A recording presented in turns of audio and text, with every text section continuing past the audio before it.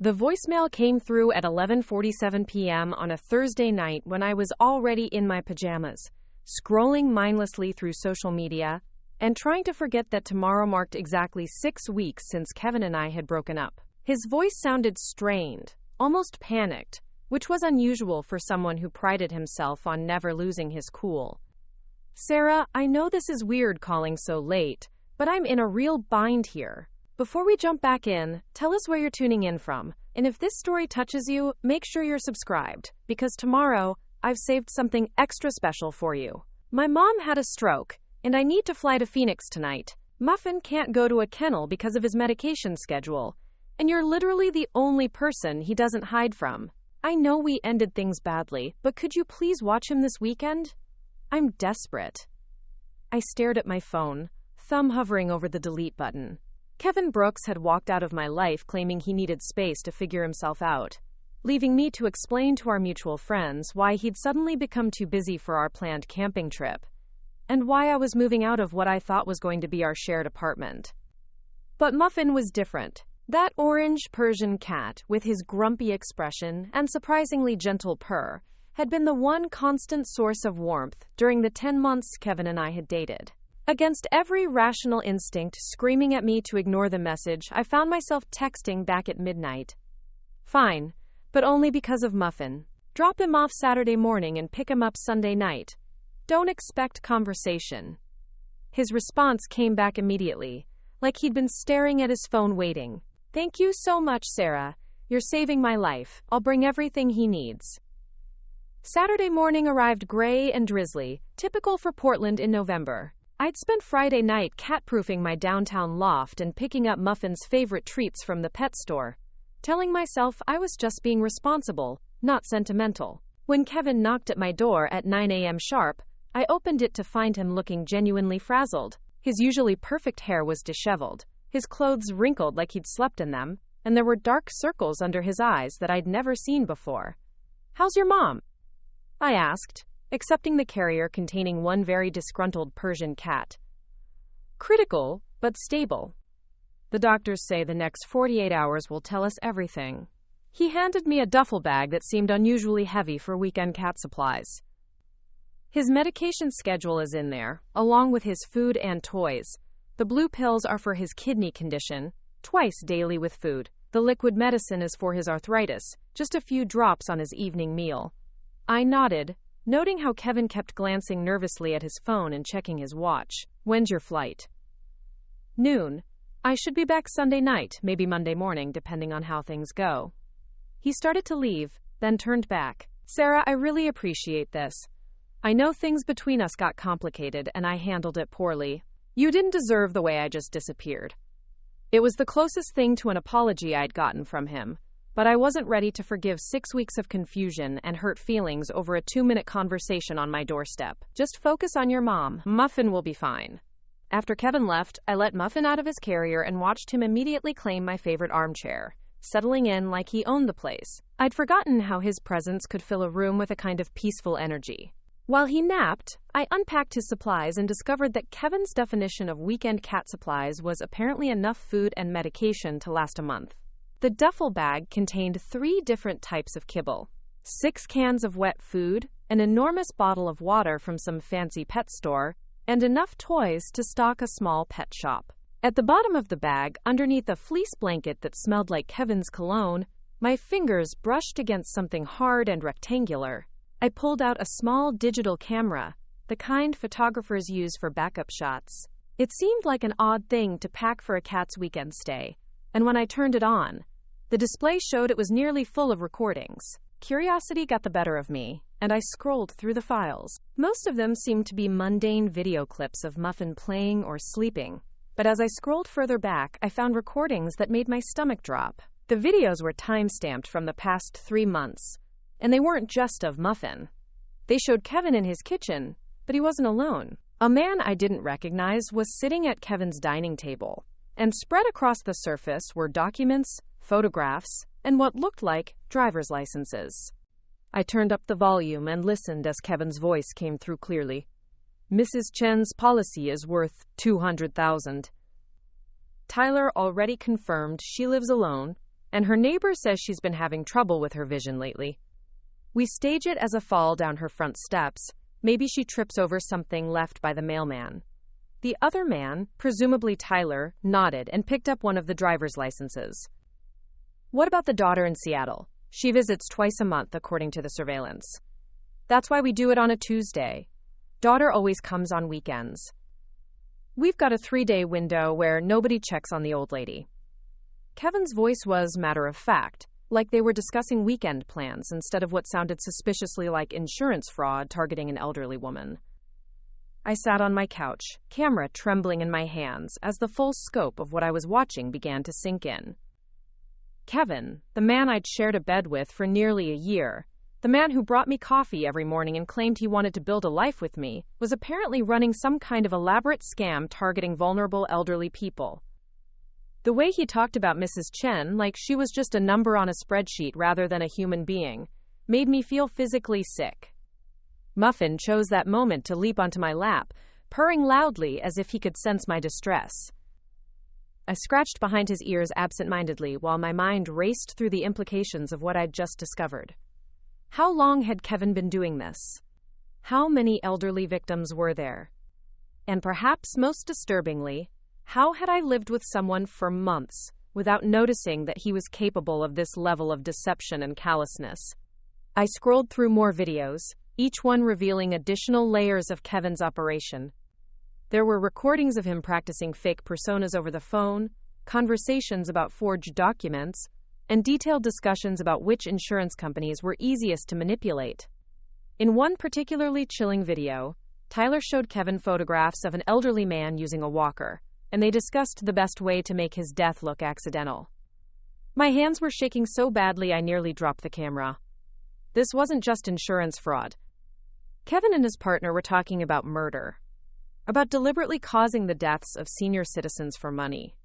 The man I'd trusted, the man I'd considered moving in with permanently, was a predator who targeted the most vulnerable members of society. I needed to call someone. But who? The police seemed like the obvious choice, but I realized I didn't have concrete proof of any crimes actually being committed. The videos showed planning and discussion, but would that be enough to arrest anyone? And what if Kevin had been recording these conversations in his own home as some kind of insurance policy against Tyler, never intending for anyone else to see them? My phone buzzed with a text message from Kevin. Landed safely. Mom's awake and asking for me. How's Muffin doing? I stared at the message for several minutes before typing back, he's fine. Focus on your family. The irony wasn't lost on me that Kevin was supposedly rushing to care for his sick mother, while simultaneously planning to harm other people's elderly relatives. I wondered if there even was a sick mother, or if that was just another lie in what was apparently an endless series of deceptions. That evening, while Muffin ate his dinner, I sat at my kitchen table with my laptop and began researching everything I could find about insurance fraud targeting seniors.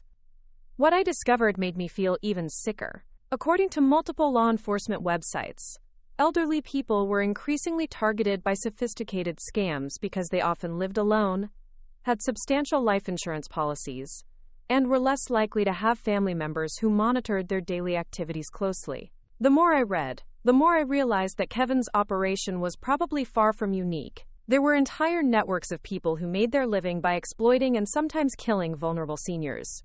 The average scheme netted anywhere from $50,000 to $500,000 per victim, and many perpetrators were never caught because the deaths looked natural or accidental. I found myself thinking about my own grandmother, who had passed away 3 years earlier in what doctors said was a simple fall in her bathroom. She'd been healthy and active for an 80-year-old, and her sudden death had surprised everyone in our family. At the time, we'd accepted the medical examiner's conclusion that she'd slipped on a wet floor and hit her head. Now I wondered if there were people out there who made their living staging exactly those kinds of accidents. Muffin seemed to sense my distress and spent the evening curled up against my side, purring steadily while I tried to process everything I'd learned. I kept returning to the question of what I was supposed to do with this information. Calling the police still seemed premature, but I couldn't just pretend I'd never seen those videos. Kevin would be back tomorrow night, and I had no idea how I was going to face him knowing what I now knew about his true character. As the night wore on, I found myself wondering how many other people in Kevin's life were completely unaware of his criminal activities. He worked as a claims adjuster for a major insurance company, which now seemed like the perfect cover for someone running insurance fraud schemes. He had access to policy information, client details, and probably internal knowledge about how investigations were conducted.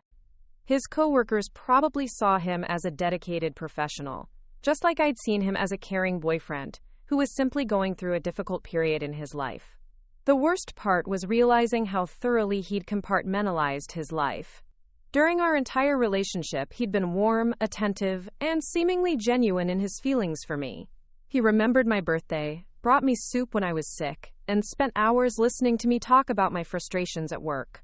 None of that had been fake, exactly, but it existed alongside a completely separate version of himself that was capable of planning the deaths of innocent people for money.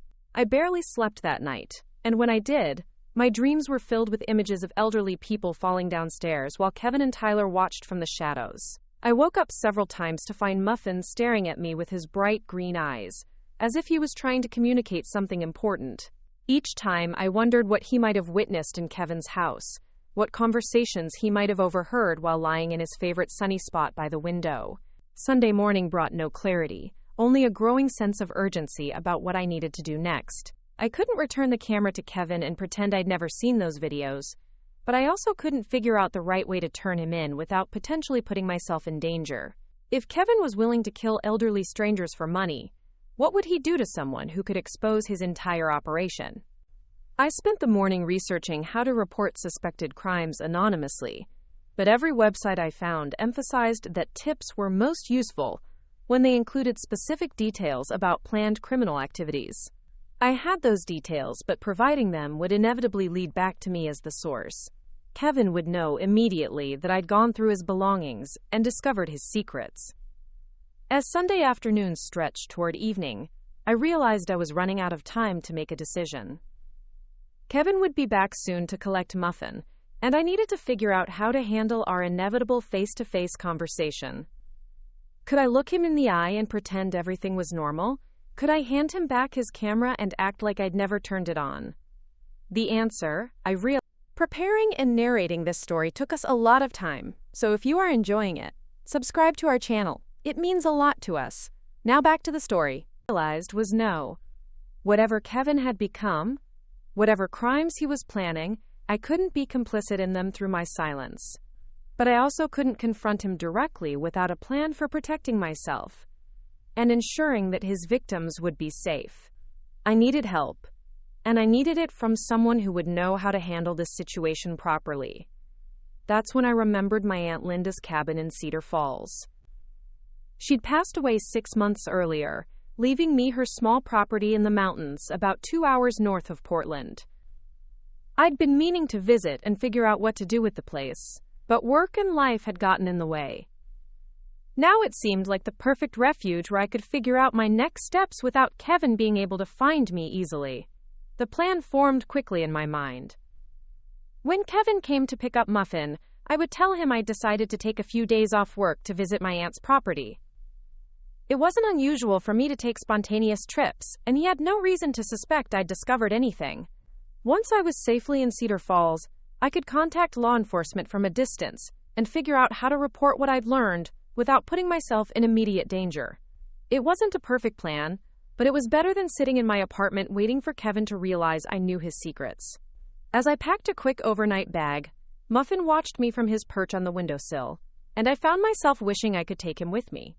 But kidnapping Kevin's cat would definitely raise suspicions, and besides, Muffin deserved better than to be caught up in whatever chaos was about to unfold. Kevin knocked on my door at exactly 7 p.m., just like he'd promised. When I opened it, he looked more relaxed than he had the day before, and for a moment I felt a flicker of hope that maybe I'd misunderstood what I'd seen on that camera.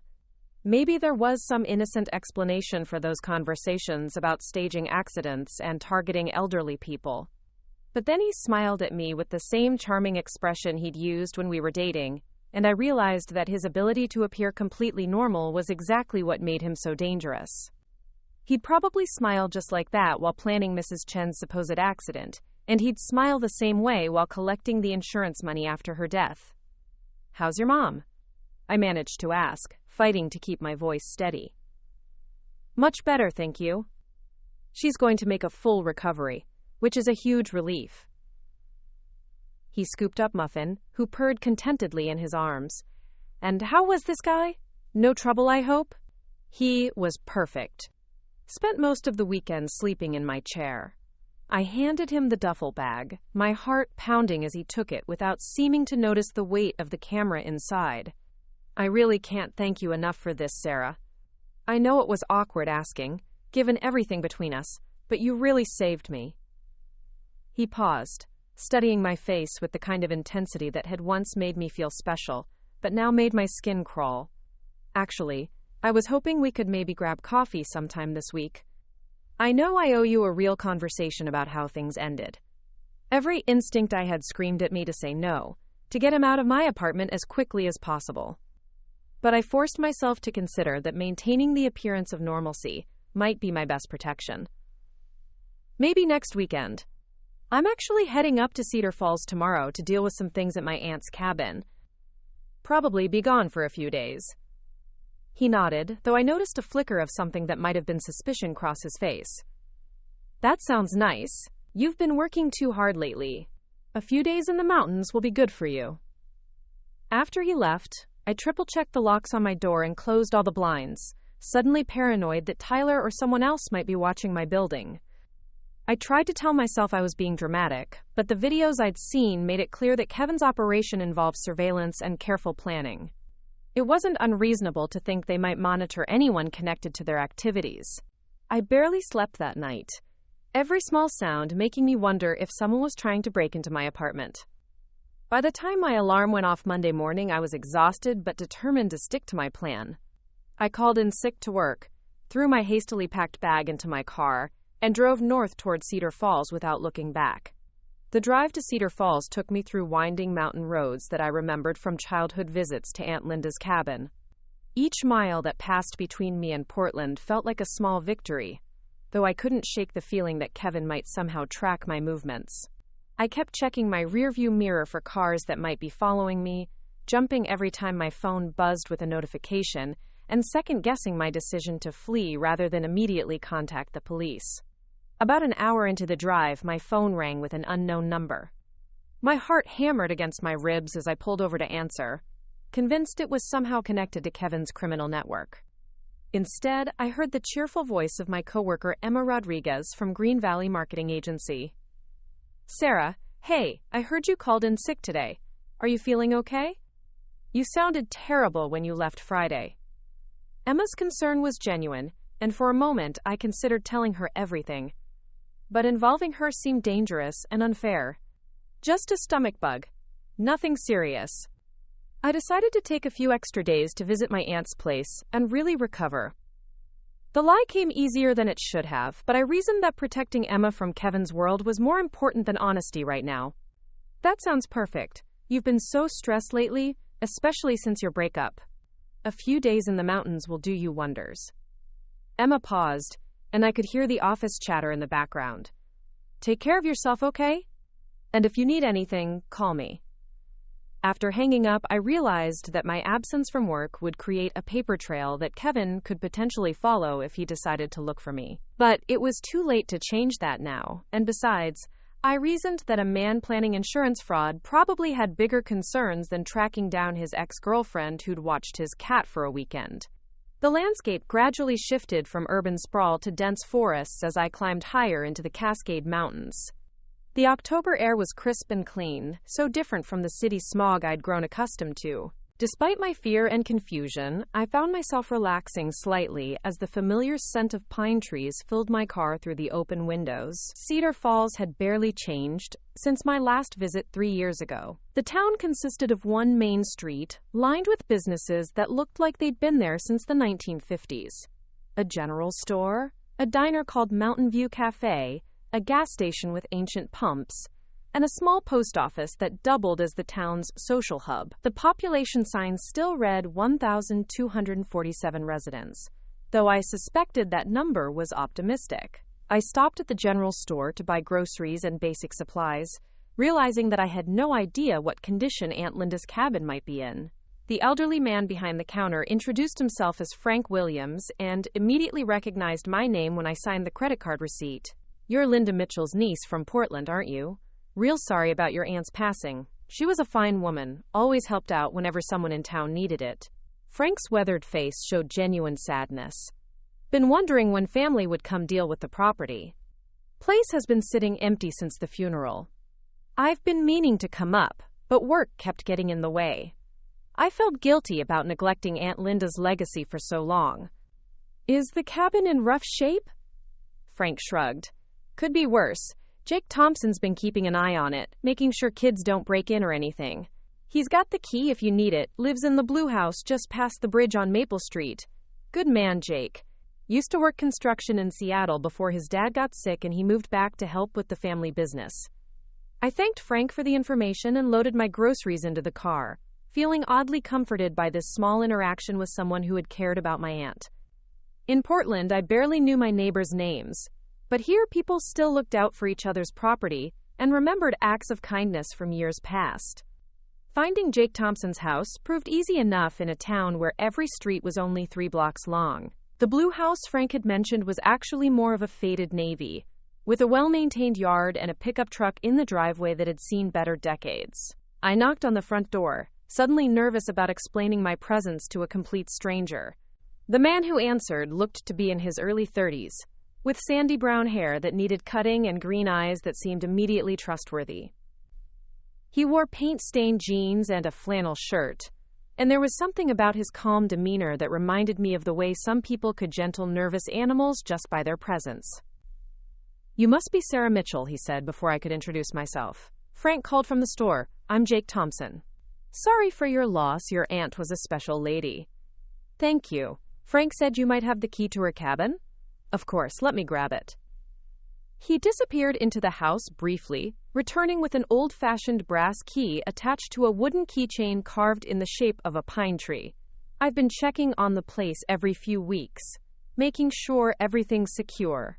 The power and water are still connected, though you might want to run the taps for a few minutes to clear out any stagnant water.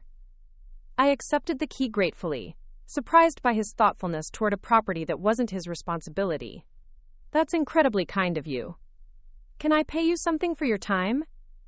Jake shook his head firmly. "Linda helped my family when my dad was going through cancer treatment. Brought us meals, drove him to appointments when I couldn't get off work. This is the least I can do." He studied my face with concern. "You look like you've had a rough few days. Everything okay?" The genuine worry in his voice nearly broke down the wall I'd built around my emotions since discovering Kevin's secrets. For a moment, I considered telling this kind stranger everything, but I caught myself before the words could spill out. Just needed to get away from the city for a while. Work stress, you know. He nodded knowingly. "I came back here for similar reasons about 2 years ago. Sometimes a person needs space to figure things out." He gestured toward the mountains visible beyond his backyard. "Can't think of a better place for that than Cedar Falls. If you need anything while you're here, don't hesitate to ask. I run a handyman business, so I'm usually around town somewhere." The drive to Aunt Linda's cabin took me down a narrow dirt road that wound through thick stands of Douglas fir and cedar trees. I'd forgotten how isolated the property felt, even though it was only a few miles from town. The cabin sat in a small clearing beside a creek that I could hear babbling over rocks and fallen logs. Linda had always said the sound of running water was better than any sleeping pill. The cabin itself was smaller than I remembered from childhood visits, but it looked structurally sound despite 6 months of neglect. Jake had clearly been taking his caretaking duties seriously. The windows were intact, the porch was free of debris, and someone had even swept the front steps recently. I used the brass key to unlock the front door and stepped into a space that smelled like cedar wood and faded lavender. Scents that immediately transported me back to summers spent here as a teenager. Linda had been my father's older sister, a woman who'd never married but had filled her life with books, art projects, and a steady stream of visitors who sought her advice on everything from relationship troubles to career decisions. The cabin reflected her personality perfectly. Cozy furniture arranged to encourage conversation, shelves lined with well-worn novels and poetry collections, and walls covered with photographs of friends and family gathered around her kitchen table. I spent the first hour just walking through the rooms, reconnecting with memories I hadn't accessed in years. In the bedroom that had been mine during summer visits, I found a journal I'd kept when I was 16, filled with dramatic entries about boys and college plans, and my certainty that life in a small town would never be enough for someone with my ambitions. Reading those pages now, I felt a complicated mix of nostalgia and irony. That confident teenager could never have imagined that someday she'd be fleeing to this same small town to escape a criminal boyfriend and figure out how to report him to authorities. As evening approached, I started a fire in the stone fireplace and made myself a simple dinner from the groceries I'd bought in town. The cabin had no television or internet connection, which felt jarring after years of constant digital connectivity, but also strangely peaceful. For the first time since discovering Kevin's camera, I allowed myself to simply sit quietly and process everything that had happened. The silence was broken by a gentle knock at the front door. Through the window, I could see Jake Thompson standing on the porch holding what appeared to be a casserole dish. My first instinct was paranoia, wondering if Kevin had somehow tracked me down already, but then I remembered that Jake had been watching over this property for months, and probably considered checking on Linda's visiting niece, part of his caretaking duties. "I hope I'm not intruding," he said when I opened the door. "Mrs. Chen from down the road made too much chicken and rice, and I thought you might be hungry." First night in a new place can be tough, especially when you're dealing with family property. The mention of Mrs. Chen's name sent a chill through me, and I must have visibly reacted because Jake's expression immediately shifted to concern. "Are you all right? You look like you've seen a ghost." I realized that my reaction to hearing that name was completely irrational. There were probably hundreds of Mrs. Chens in the Pacific Northwest, and the elderly woman Jake was referring to was almost certainly not the same person Kevin and Tyler had been planning to target. But the coincidence still felt unsettling, like the universe was reminding me that I couldn't escape Kevin's world simply by driving 2 hours north. "Sorry, just tired from the drive," I managed to say, accepting the warm dish gratefully. "Please thank Mrs. Chen for me." "That's incredibly thoughtful." Jake lingered on the porch, clearly sensing that something was troubling me, but too polite to push for details. Cedar Falls is the kind of place where people look out for each other. If you need anything, company, help with repairs, someone to talk to, my door's always open. Linda used to say that sometimes the best thing you can do for a person is just listen without trying to fix everything. After he left, I sat at Linda's kitchen table eating Mrs. Chen's delicious chicken and rice while tears I'd been holding back for 2 days finally began to fall. The kindness of these strangers who owed me nothing contrasted sharply with Kevin's calculated cruelty toward vulnerable people he'd never even met. How had I spent nearly a year with someone capable of such callousness without recognizing what he truly was? That night, I lay in my old bedroom listening to the creak and the wind in the trees, trying to formulate a plan for what to do next. I needed to report Kevin's crimes, but I also needed to protect myself from potential retaliation. The videos on his camera provided clear evidence of criminal planning, but I realized I should probably make copies before turning anything over to law enforcement. Kevin would eventually notice that his camera was missing from the duffel bag, and when he did, he'd know exactly who had taken it. Sleep came fitfully, interrupted by dreams where Kevin and Tyler hunted me through dark forests, while elderly victims called for help that never came. I woke several times, convinced I'd heard footsteps on the porch, but each time it was just the wind-moving tree branches against the cabin's roof. By morning, I felt exhausted, but more determined than ever to find a way to stop Kevin's operation without putting myself in danger. I spent Tuesday morning exploring the cabin more thoroughly and discovered that Linda had left behind a desktop computer in her small home office. It was an older model, but it had a DVD burner that would allow me to copy the videos from Kevin's camera onto discs that I could then provide to multiple law enforcement agencies. The process would take time, but it seemed like the safest way to preserve the evidence, while maintaining some control over how it was distributed. As I worked on copying files, I found myself thinking about the victims Kevin and Tyler had discussed so casually. Mrs. Chen, the elderly woman they'd planned to kill by staging a fall down her front steps. The man with the walker whose death they wanted to make look accidental. How many others were there?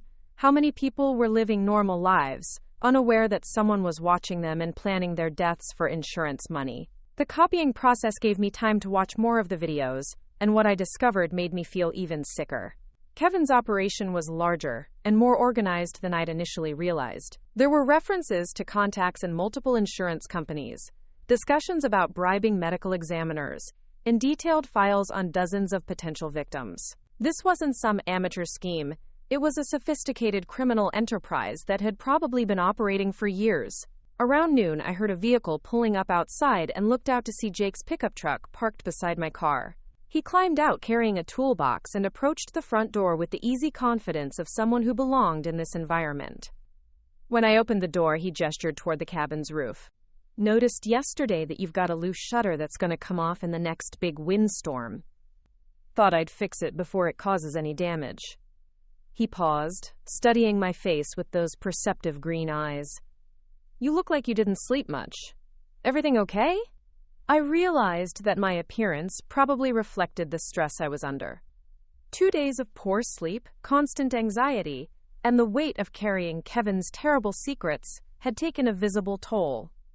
Just adjusting to the quiet, I guess. "I'm used to city noise." Jake nodded but didn't look entirely convinced. "Mind if I get started on that shutter?" "Won't take long, and I promise not to make too much noise." While he worked outside, I continued copying videos and found myself oddly comforted by the sounds of his hammer and the occasional soft curse when something didn't go as planned. There was something reassuring about having another person nearby, even someone I barely knew. After months of dating Kevin, whose presence had become increasingly tense and unpredictable toward the end of our relationship, Jake's calm competence felt like a balm to my frayed nerves. When he finished with the shutter, he knocked gently on the door to let me know he was done. Found a couple other small issues while I was up there. Nothing urgent, but if you're planning to stay for a while, they're worth addressing. No charge, of course. Linda would haunt me if I took money from her niece. His casual mention of staying longer made me realize that I hadn't actually decided how long I planned to remain in Cedar Falls. My original plan had been to hide out for a few days while figuring out how to report Kevin's crimes. But as the hours passed, I found myself reluctant to return to Portland and the life I'd built there. Everything in the city felt contaminated by Kevin's presence and the knowledge of what he was capable of. "Actually," I heard myself saying, "I might be here for a while. I'm thinking of taking some time off work to really deal with settling Linda's estate." It wasn't entirely true, but it wasn't entirely false either. I did need to figure out what to do with the cabin and Linda's belongings, and being away from Portland while Kevin's crimes were investigated seemed like the smart choice. Jake's face brightened. "That's great news. I mean, not great that you need time away from whatever's troubling you, but great that you'll be around longer. This place has been too quiet without Linda, and I think she'd be happy knowing family was here, taking care of things." After he left, I realized that his presence had lifted my spirits in a way I hadn't expected. For the first time since discovering Kevin's camera, I felt like maybe I wasn't completely alone with this burden. I didn't know Jake well enough to trust him with the truth about why I was really in Cedar Falls, but his kindness reminded me that not everyone in the world was capable of the casual cruelty Kevin had displayed in those videos. That afternoon, I drove back to town to use the phone at the post office, not wanting to make calls from my cell phone that could potentially be traced back to my location. I spent an hour on hold with the FBI's tip line before finally reaching an agent who listened to my story with professional interest, but explained that I would need to provide physical evidence and detailed statements before any investigation could begin. "Ma'am, what you're describing sounds serious, but we get a lot of calls about suspected insurance fraud. To move forward, we'd need you to come in person with the evidence you mentioned and file a formal complaint. Can you do that?" The thought of returning to Portland to meet with federal agents while Kevin was still free and potentially dangerous made my stomach clench with anxiety. Could I meet with someone at a field office closer to where I am now? I'm in Washington State, about 2 hours north of Portland. Let me check what we have in that area. I heard typing in the background. Looks like our nearest office would be in Spokane, but that's probably 4 hours from where you are. Seattle would be closer, about 3 hours depending on traffic. I thanked the agent and hung up, feeling overwhelmed by the logistics of reporting Kevin's crimes while staying safe. Making copies of the videos had been the easy part. Figuring out how to turn them over to authorities without exposing myself to retaliation was proving much more complicated. Walking back to my car, I noticed Mrs. Chen tending to a small garden beside the post office. She was exactly the kind of vulnerable, elderly person Kevin and Tyler targeted. Living alone, moving slowly due to arthritis, and probably trusting enough to let strangers into her home if they claimed to be there to help. The sight of her carefully watering her flowers while completely unaware that people like Kevin existed in the world made me feel both protective and furious. "Beautiful flowers," I said, approaching her fence. She looked up with a smile that transformed her weathered face. "Thank you, dear. These chrysanthemums are the last blooms before winter sets in. Are you Linda Mitchell's niece? Jake mentioned you were visiting." I nodded, struck again by how quickly news traveled in a small town. "Sarah Mitchell. It's nice to meet you. I'm Margaret Chen, but everyone calls me Mrs. Chen. Your aunt was a dear friend. We used to have tea together every Tuesday afternoon and solve all the world's problems." Her eyes sparkled with fond memories. "She talked about you often, said you were working too hard in the big city and needed to slow down and appreciate life more." Standing there talking to Mrs. Chen about my aunt's wisdom, I realized that Linda had been right about more than she'd known. I had been working too hard, ignoring warning signs in my relationship with Kevin, and rushing through life without paying attention to what really mattered. It had taken discovering my boyfriend's criminal activities to force me to step back and reassess everything I thought I knew about my own judgment and priorities. "She was always trying to get me to visit more often," I admitted. "I wish I'd listened." Mrs. Chen patted my arm gently. "Well, you're here now, and that's what matters. Linda always said that people find their way to where they need to be when they're ready to receive what life has to offer them." As I drove back to the cabin that evening, Mrs. Chen's words echoed in my mind. Maybe I had found my way to Cedar Falls for reasons that went beyond simply hiding from Kevin's criminal world. Maybe this was where I needed to be to figure out not just how to report his crimes, but how to rebuild my life with better judgment and stronger boundaries. The evening was peaceful, with the sound of the creek providing a constant, soothing background as I prepared another simple dinner and settled in front of the fireplace with one of Linda's books. For the first time in months, I felt my body truly relax, as if the mountain air and the safety of the cabin were slowly unwinding tension I hadn't even realized I'd been carrying. But that peace was shattered around 10 o'clock when my cell phone rang with Kevin's number on the display. My heart immediately began racing as I stared at the screen, torn between answering and letting it go to voicemail. Finally, I decided that ignoring his call might seem more suspicious than answering normally. "Hello?" I tried to keep my voice casual. "Sarah, hey. I hope I'm not calling too late. I just wanted to check in and see how you're doing up there in the mountains." Kevin's voice sounded friendly and concerned, exactly the way it used to when we were dating, and he actually cared about my well-being.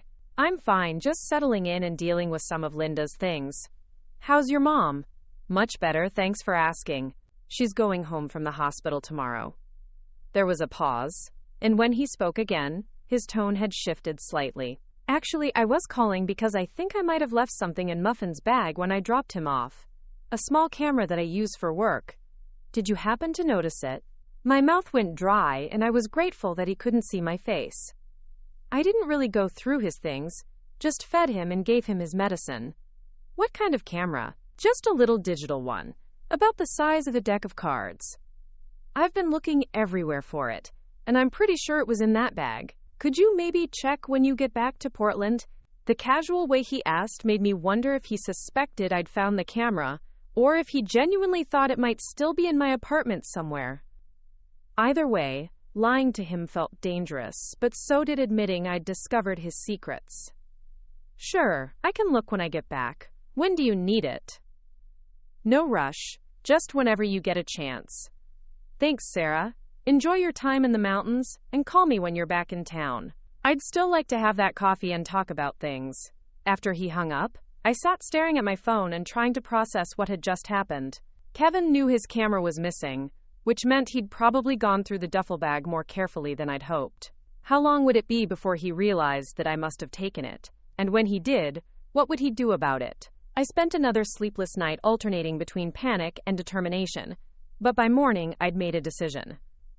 I couldn't keep running from Kevin's crimes or hiding in Cedar Falls indefinitely. I had evidence that could save lives and put dangerous criminals in prison, and I had a moral obligation to act on that evidence regardless of the personal risk. It was time to drive to Seattle and turn Kevin's camera over to the FBI, even if it meant exposing myself to potential retaliation. But first, I needed to make sure I had backup plans in place and people who knew where I was going, just in case Kevin's criminal network was more extensive and dangerous than I'd realized. Jake Thompson, I decided, was going to be the first person I trusted, with at least part of the truth. The next morning dawned crisp and clear, with frost glittering on the cabin's windows and the distant sound of geese honking as they flew south for the winter. I had barely slept, my mind churning with plans and worst-case scenarios, but the mountain air and the peaceful setting gave me a clarity I hadn't felt in days. I needed to tell Jake at least part of the truth, not just because I might need his help, but because keeping Kevin's secrets was starting to feel like being complicit in his crimes.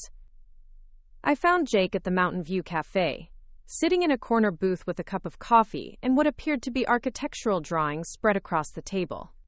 He looked up when I approached, and his face immediately showed concern at what I knew must be my haggard appearance. "Sarah, you look like you haven't slept in weeks. What's going on?" He gestured to the seat across from him, and I slid into the worn vinyl booth gratefully. "I need to tell you something, but I need your word that you won't repeat it to anyone in town until I figure out how to handle the situation properly." My voice was steadier than I felt, but Jake's expression grew serious as he nodded. "You have my word." "What's happened?" I took a deep breath and began with the basic facts. Kevin asking me to watch his cat. Finding the camera. Discovering videos that showed him planning insurance fraud targeting elderly victims. I left out the most disturbing details about murder and focused on the fact that I had evidence of serious crimes that needed to be reported to federal authorities. Jake listened without interrupting, his green eyes growing darker as I explained the situation. When I finished, he was quiet for a long moment, apparently processing everything I'd told him. These elderly people he's targeting? They're real victims with names and addresses? He asked finally. Yes. I heard him and his partner discussing specific people, talking about their routines and how to make their deaths look accidental. Just saying it out loud made me feel sick again. Jake's jaw tightened. And you're sure this isn't some kind of elaborate fiction or role-playing game? I saw documents, Jake. Official paperwork, insurance policies, surveillance photos. This is real. And if I don't report it, people are going to die. I realized my hands were shaking and clasped them together on the table. Okay. Jake's voice was calm but determined. What do you need from me? His immediate acceptance and offer of help nearly brought me to tears. After days of feeling isolated and terrified, having someone believe me and offer support felt like a lifeline. I need to drive to Seattle today to turn the evidence over to the FBI. But I'm scared that Kevin might retaliate if he figures out I'm the one who reported him. Then you shouldn't go alone. Jake began folding up his drawings. I'll drive you to Seattle and wait while you meet with the authorities. 2 people traveling together are safer than 1 person alone. I started to protest that I couldn't ask him to get involved in something so dangerous, but he held up a hand to stop me. Sarah, your Aunt Linda helped my family when we needed it most. She didn't ask for anything in return, just saw that we were struggling and stepped in to help. This is me paying that forward. He stood up and pulled out his wallet to pay for his coffee. Besides, I've got contacts in Seattle from my construction days. If you need a safe place to stay while this gets sorted out, I can make some calls. An hour later, we were driving towards Seattle in Jake's pickup truck, the copied DVDs, and Kevin's original camera secured in a backpack at my feet. I'd left detailed notes at the cabin explaining where I was going and what I'd discovered, just in case something happened to us on the road.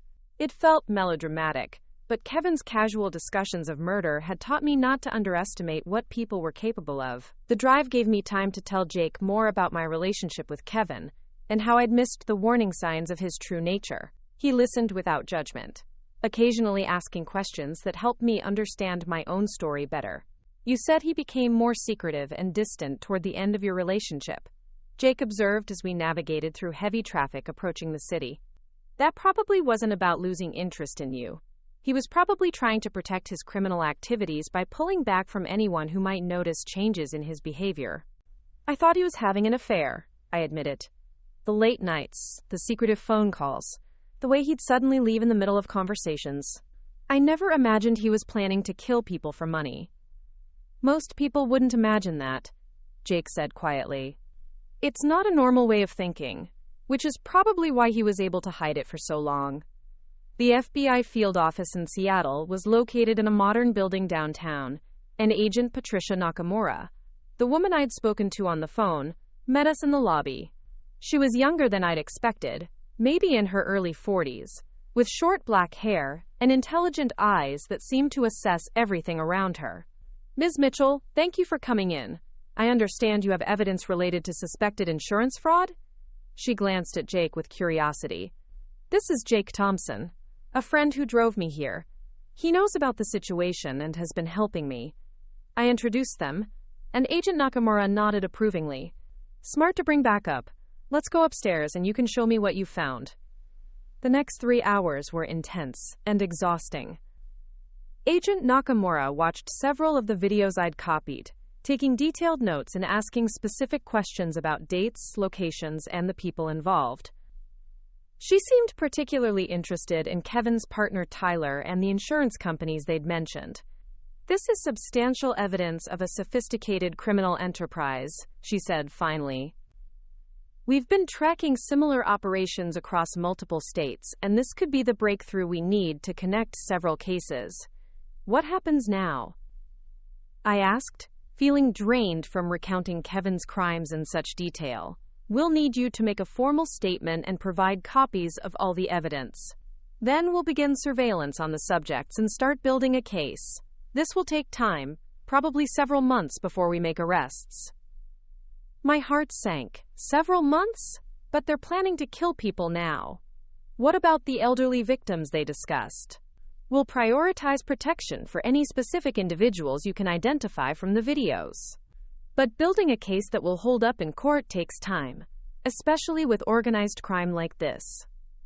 Agent Nakamura's expression was sympathetic but realistic. I need to ask Ms. Mitchell, are you prepared to testify in court when this goes to trial? The thought of facing Kevin in a courtroom terrified me, but I nodded. If it means stopping him from hurting innocent people, yes. Good. Now let's talk about your safety. This Kevin Brooks knows you had access to his camera, and he's going to realize eventually that you're the one who reported him.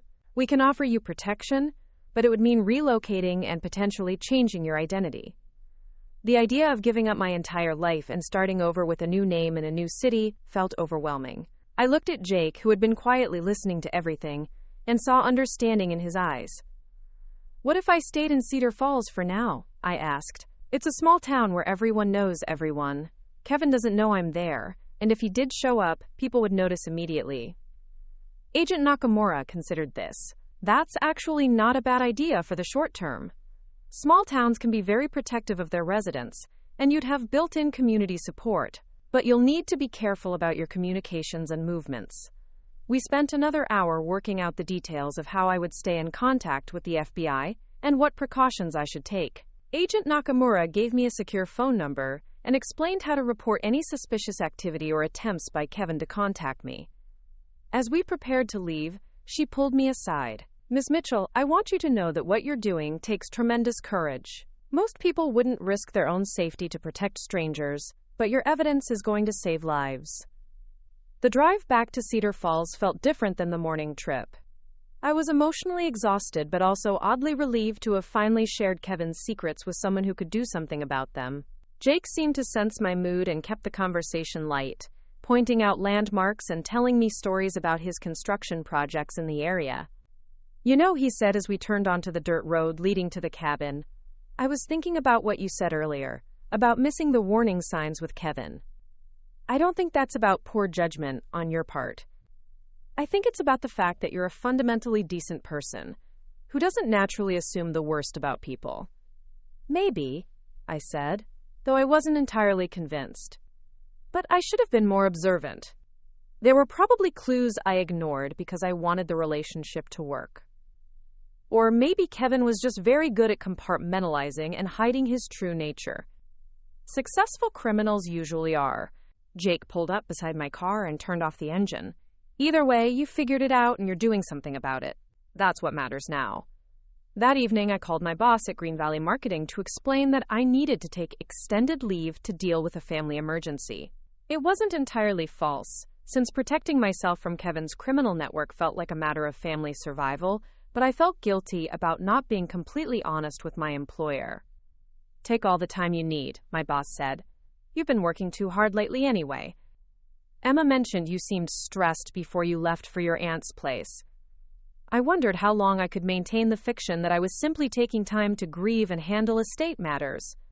Eventually, people would start asking questions about when I planned to return to Portland and resume my normal life. But for now, the story provided cover for my extended absence. Over the next few days, I fell into a routine that felt surprisingly natural. I spent mornings organizing Linda's belongings and making decisions about what to keep, donate, or discard. Afternoons were devoted to small home improvement projects, with Jake often stopping by to help with repairs or simply to check on my well-being. Evenings were quiet, spent reading Linda's books or working on a jigsaw puzzle I'd found in her closet. The community in Cedar Falls seemed to naturally absorb my presence without asking too many questions about my plans. Mrs. Chen invited me to join her weekly bridge game with 3 other elderly women. Frank at the general store started ordering my favorite brand of coffee. The waitress at Mountain View Cafe began greeting me by name and remembering how I liked my eggs. For the first time in months, I felt like I was living at a pace that allowed me to actually think about what I wanted from life beyond just getting through each day. Kevin's influence had been more pervasive than I'd realized, gradually convincing me that I needed to constantly prove my worth through work achievements and perfect behavior. Without that pressure, I rediscovered interests and aspects of my personality that I'd been neglecting. I started sketching again, something I'd loved in college but had abandoned when my marketing career became all-consuming. The mountain scenery provided endless inspiration, and I found myself carrying a small notebook everywhere to capture interesting cloud formations or the way afternoon light filtered through the forest. Jake noticed my renewed interest in art and surprised me one afternoon by bringing over a set of watercolor paints that had belonged to his mother. She passed away last year, he explained, and I've been wondering what to do with her art supplies. She would have liked knowing they were being used by someone who appreciated them. Are you sure? I asked, running my fingers over the tubes of paint and high-quality brushes. These look expensive. I'm sure. Mom always said that art supplies were meant to be used, not stored away waiting for the perfect moment. Jake's smile was warm, but tinged with sadness. She would have liked you, I think. You have the same way of seeing beauty in everyday things that she did. That evening, I set up Linda's kitchen table as a makeshift art studio and spent hours experimenting with the watercolors.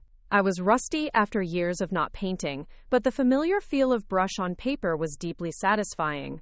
I painted the view from the cabin's front window, with the creek winding through the trees and the mountains rising in the distance. The peaceful routine was interrupted on Thursday evening by a call from Agent Nakamura. She sounded excited, but also concerned.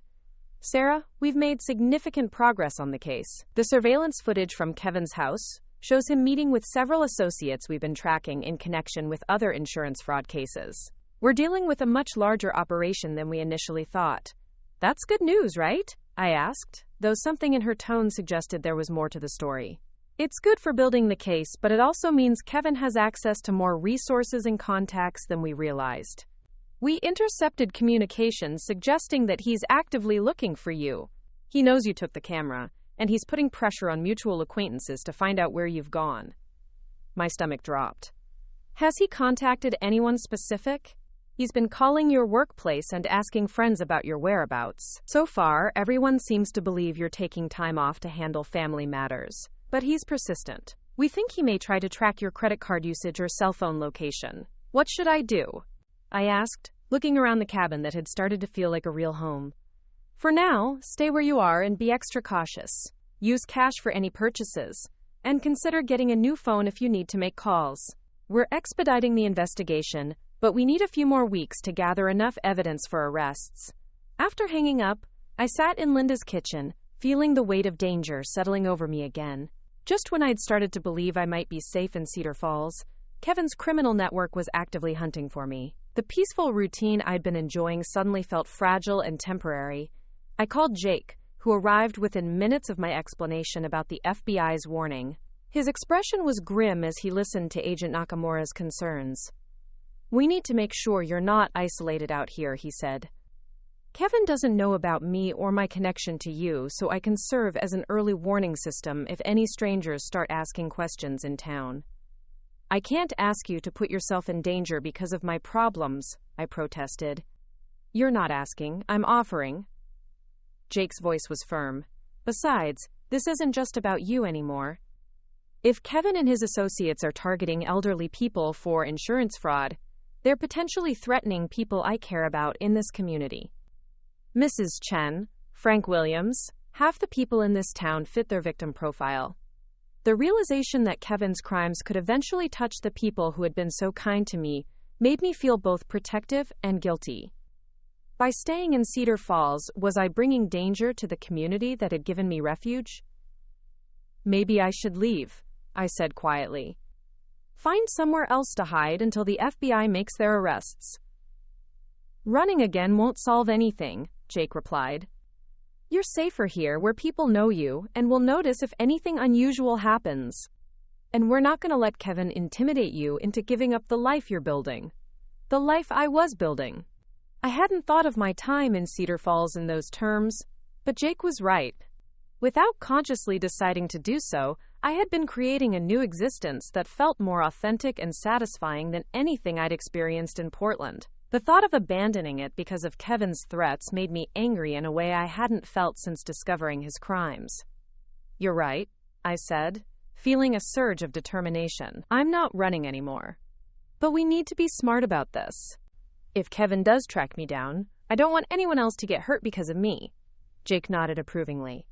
"Then we plan for that possibility. I'll talk to a few trusted people in town, let them know to watch for strangers asking questions. We'll set up a communication system so you're never completely alone. And if Kevin does show up, we'll be ready for him." That night, I lay in bed listening to the familiar sounds of the creek and the wind in the trees, but with a new awareness of how precious this peace was and how much I was willing to fight to protect it. Kevin had taken away my sense of safety once before, and I was determined not to let him do it again. The next morning brought an unexpected visitor. I was painting at the kitchen table when I heard a car door slam outside. Through the window, I saw a woman in her 50s climbing out of a silver sedan, looking around with the confused expression of someone who wasn't sure they were in the right place. I opened the door cautiously, keeping the chain lock engaged. "Can I help you?" "I'm looking for Sarah Mitchell," the woman said. "I'm Linda Mitchell's friend, Carol, from Portland. I got your aunt's address from the funeral home records." I recognized the name. Carol had been one of Linda's closest friends, and I remembered her from the funeral. I unlatched the chain and opened the door fully. Carol, of course. "I'm sorry, I wasn't expecting anyone. Come in, please." She entered the cabin and looked around with obvious emotion. It's exactly the same as the last time I visited Linda. She loved this place so much. Carol turned to me with concern. "Sarah, I need to talk to you about something important. A man came to my house yesterday asking questions about you." My blood went cold. "What kind of questions?" "He said he was your boyfriend and that you'd been upset lately, maybe having some kind of breakdown. He claimed your family was worried about you and asked if I knew where you might go to get away from everything." Carol's expression was troubled, but something about him felt off. He seemed too intense, too eager for information. And Linda had mentioned that you'd broken up with someone recently. "Did you tell him anything?" I asked, trying to keep my voice steady. No, I told him I didn't know where you were. But Sarah, if this man isn't someone you want to find you, you need to be careful. He was very persistent, and he seemed to know a lot about your personal life. I realized that Kevin's search for me was becoming more aggressive and systematic. If he was approaching Linda's friends in Portland, it was only a matter of time before he found someone who knew about the cabin in Cedar Falls. The safe haven I'd found was about to become a trap. Carol, I need you to promise me that if he contacts you again, you won't tell him anything about this place or about seeing me here today, I said urgently. Of course, but what's going on? You look terrified. I gave her a simplified version of the situation, explaining that Kevin had been involved in illegal activities and that I was cooperating with law enforcement. She listened with growing alarm. My God, Sarah, no wonder you looked so stressed at the funeral. You've been dealing with this for months. Carol reached out and squeezed my hand. What can I do to help? Just don't tell anyone you've seen me, and if Kevin contacts you again, please call the FBI. I gave her Agent Nakamura's contact information. After Carol left, I called Jake immediately. He arrived within minutes, bringing Frank Williams and 2 other men I recognized from town, but hadn't formally met. Sarah, I want you to meet Tom Rodriguez and Bill Chen, Jake said. They're both retired military, and they volunteered to help keep an eye on things. Tom was Emma's father, a stocky man in his 60s, with intelligent eyes and a firm handshake. Bill was Mrs. Chen's son, visiting from Spokane for the week. Both men radiated the kind of quiet competence that came from years of handling difficult situations. Jake explained that you might have someone dangerous looking for you, Tom said. We've set up an informal watch system. If any strangers show up in town asking questions, we'll know about it within minutes. I don't want anyone putting themselves at risk because of my problems, I protested. This isn't just about you anymore, Bill replied. If this Kevin person is part of a criminal organization that targets elderly people, he's a threat to our entire community. We look after each other here. Their matter-of-fact acceptance of the situation and willingness to help struck me as both humbling and inspiring. In Portland, I'd barely known my neighbors' names. But here in Cedar Falls, people were ready to put themselves in harm's way to protect someone they'd known for less than a week. Thank you, I said, feeling tears prick my eyes. I don't know how to repay this kindness. You don't repay it, Jake said quietly. You just accept it and pass it along when someone else needs help someday. That evening, as I sat on Linda's porch watching the sunset paint the mountains in shades of orange and pink, I reflected on how much my life had changed in just a few days. I'd come to Cedar Falls as a refugee fleeing from Kevin's crimes, but I was discovering that I'd found something much more valuable than just a hiding place. I'd found a community that cared about justice and protecting the vulnerable, values that felt authentic and meaningful in a way my old life hadn't. Whatever happened when Kevin inevitably tracked me down, I knew I wouldn't face it alone. The people of Cedar Falls had claimed me as one of their own, and I was finally beginning to understand what Linda had meant when she used to say that home wasn't a place but a feeling of belonging somewhere that mattered. The thought of Kevin discovering my location still terrified me, but for the first time since finding his camera, I felt like I had the strength and support to face whatever came next. The girl who had been so easily manipulated and controlled was being replaced by someone who understood her own worth and refused to be intimidated into silence. Kevin Brooks had made a crucial mistake when he underestimated both my courage and the power of a community that protected its members. He was about to learn that some fights weren't worth starting, and that the people who seemed most vulnerable were often the ones with the most to lose and therefore the most determination to defend what mattered to them. As darkness fell over the mountains, I went inside and double-checked all the locks, then settled in with Linda's copy of To Kill a Mockingbird, finding comfort in Atticus Finch's words about real courage being when you keep fighting, even when you know you're licked. I had a feeling I was going to need that kind of courage very soon. Kevin arrived on a gray Tuesday morning 3 weeks after Carol's warning, driving a black rental car that looked sleek and menacing against the backdrop of Cedar Falls' rustic Main Street. Frank Williams spotted him first, watching from behind the counter of the general store as the unfamiliar vehicle cruised slowly past the storefronts like a predator surveying its territory. Frank immediately called Jake, who was installing new gutters on the library roof. That car you told us to watch for, Just drove through town. Driver matches the description Sarah gave us. Dark hair, expensive clothes, keeps checking his phone. Jake climbed down from the ladder and called Tom Rodriguez, who was having coffee with Bill Chen at the Mountain View Cafe. Within minutes, the informal network they'd established was activated, with discreet watchers positioned at strategic points around town, while Jake drove quickly to the cabin to warn me.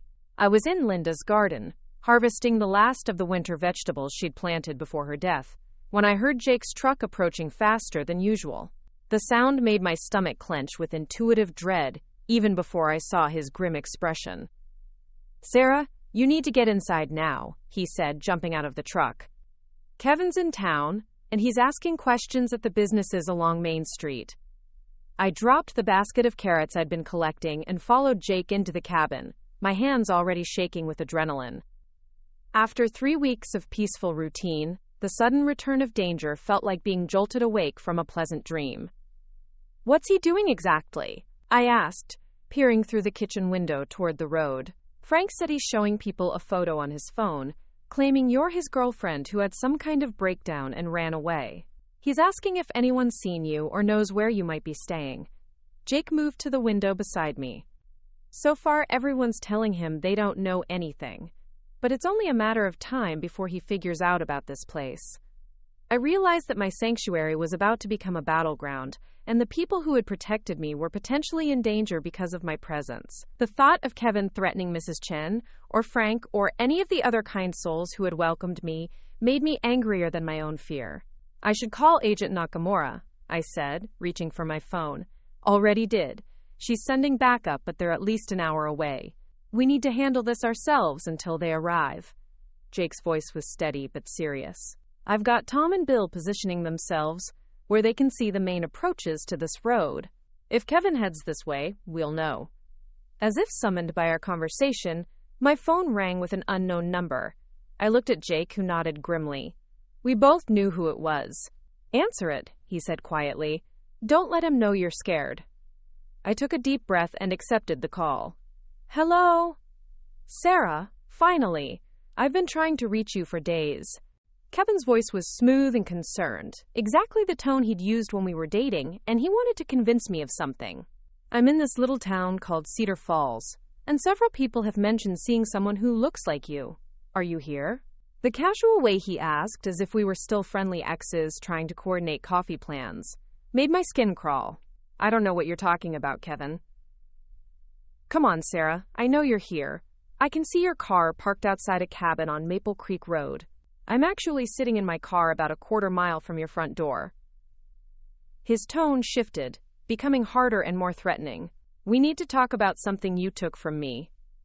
I felt the blood drain from my face. If Kevin was that close, he could probably see Jake's truck in the driveway. Our time for preparation had just run out. "I don't know what you mean," I said, trying to keep my voice steady while Jake moved to the front window to scan the tree line. "You know exactly what I mean. My camera, Sarah. The one you stole from Muffin's bag. The one with private files that you had no right to access." Kevin's voice was getting angrier. "You've caused me a lot of trouble, and now we're going to fix it." "I don't have your camera anymore," I said, which was technically true since I'd turned it over to the FBI. "But you've seen what was on it. You know things that could hurt innocent people if you don't understand the context properly." Kevin's manipulation tactics were obvious now in a way they'd never been when we were together. "I'm coming up to the cabin now. Don't try to run and don't do anything stupid. I just want to talk." Jake was already moving toward the back door, gesturing for me to follow. His plan was clearly to get me out of the cabin before Kevin arrived. But I realized that running would only delay the inevitable confrontation. Kevin had found me once. He could find me again. And next time I might not have a community of protectors surrounding me. "Actually, Kevin, let's talk." But not just the two of us. I made a decision that surprised even me. "Come to the cabin. I'll be waiting." Jake stared at me in alarm, shaking his head vigorously, but I held up a hand to stop his protests. I was done running from Kevin Brooks, and I was done being manipulated by his threats and lies. "Smart choice," Kevin said, and I could hear the satisfaction in his voice. "I'll be there in 5 minutes. And Sarah? Don't try anything clever. I'm not alone, and my associates aren't as patient as I am. The line went dead, and Jake immediately started talking rapidly. Sarah, this is insane. You can't face him alone. Let me call Tom and Bill to get up here immediately. No, I want you to call them, but not to come here. I want them to watch from a distance and be ready to call for help if needed. I moved to Linda's desk and pulled out a small digital recorder I'd found among her things. I'm going to get Kevin to confess to his crimes on tape. Agent Nakamura said they need more evidence for the prosecution, and this might be our chance to get it. Jake looked at me like I'd lost my mind. He could kill you, Sarah. You don't know what he's capable of when he's cornered. I know exactly what he's capable of. I've seen the videos, remember? But I also know that Kevin's ego is his weakness. He thinks he's smarter than everyone else, and he can't resist explaining how clever he's been. I tested the recorder to make sure it was working. Besides, he needs me alive to find out what I've done with his evidence. Dead, I'm no use to him. The sound of a car engine approaching made us both freeze. Through the window, I could see Kevin's black rental car pulling into the clearing, followed by a second vehicle I didn't recognize. Two men got out of the second car, and even from a distance, I could tell they weren't the kind of people who handled problems through conversation. That's Tyler Walsh, I said, recognizing Kevin's partner from the videos. The other man must be muscle they brought in case things go badly. Jake moved toward the gun cabinet in Linda's living room, but I stopped him. No weapons. That will just escalate things and give them an excuse to hurt people. This has to be handled carefully.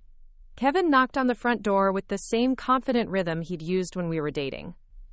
For a moment, I was transported back to happier times when that sound had meant flowers, or take-out dinner, or simply his presence making my apartment feel less lonely. Now it meant danger and confrontation, and I felt a surge of grief for the version of Kevin I'd thought I'd loved. Sarah, open up. Let's get this over with. His voice was pleasant but carried an undercurrent of impatience. I looked at Jake one more time, seeing the worry and determination in his green eyes. Stay close, but stay hidden. If this goes wrong, get Tom and Bill to call the FBI immediately. Sarah, I can't let you do this alone. You're not letting me do anything. I'm choosing to do this because it's the only way to end it. I touched his arm gently, but knowing you're nearby gives me the courage I need. I opened the door to find Kevin standing on Linda's porch exactly as I remembered him, handsome and well-dressed, and radiating the kind of confidence that had initially attracted me. But now I could see the coldness in his eyes and the calculating way he assessed the cabin's interior, looking for advantages and escape routes. You look good, Sarah. Mountain air agrees with you. He stepped inside without being invited, his gaze taking in the cozy furniture and personal touches that had made this place feel like home. Nice little hideaway you found here. Very rustic. Tyler Walsh followed Kevin inside, and I was struck by how ordinary he looked. Medium height, brown hair, the kind of unremarkable appearance that would help him blend into any crowd. The third man remained outside, presumably watching for potential threats. Let's skip the small talk, I said, activating the recorder in my pocket. You wanted to discuss your camera. Here we are. Kevin's expression shifted, becoming more serious. Where is it, Sarah? And more importantly, what have you done with the files that were on it? I've seen them, if that's what you're asking. Quite an interesting collection of home movies you've got there. I kept my voice steady, despite the fear coursing through me. I had no idea you were so interested in senior citizen insurance policies. Tyler shifted uncomfortably, and I noticed him glance toward the windows as if checking for watchers. Kevin, however, seemed almost pleased by my directness. You always were smarter than you gave yourself credit for, he said. I'm curious, what did you think of our little business venture? Professionally speaking, it's quite sophisticated. Professionally speaking, it's murder. I sat down in Linda's favorite chair, projecting a calm I didn't feel. You're talking about killing elderly people for money. There's nothing sophisticated about that. We're talking about helping people who are suffering, Kevin corrected smoothly. These individuals are lonely, in pain, often forgotten by their families. We provide them with dignity in their final moments, while ensuring their assets go to people who can actually use them productively. The casual way he described murder as a mercy was so chilling that I nearly lost my composure. You mean you kill them and steal their insurance money? I mean, we solve problems efficiently. Kevin's mask was slipping, revealing the cold predator underneath. Mrs. Chen down the road, for example, 83 years old, arthritic, living alone with no family nearby. She falls down her front steps next week, hits her head, dies peacefully in her sleep. Her suffering ends, her $200,000 policy gets paid out, and everyone moves on with their lives. I felt physically sick hearing him discuss Mrs. Chen's planned murder so casually. The woman who had welcomed me into her bridge game and shared stories about Linda was nothing more than a dollar amount to Kevin. Except she's not suffering, I said. She's happy. She has friends, hobbies, a garden she loves tending. You'd be murdering someone who wants to live. She's old, Sarah. She's going to die anyway. We're just helping the process along while creating economic value. Kevin's voice was becoming more animated as he warmed to his subject. The insurance companies have already factored these payouts into their business models. We're simply ensuring that the money goes to people who will use it wisely instead of being wasted on nursing home care and medical bills.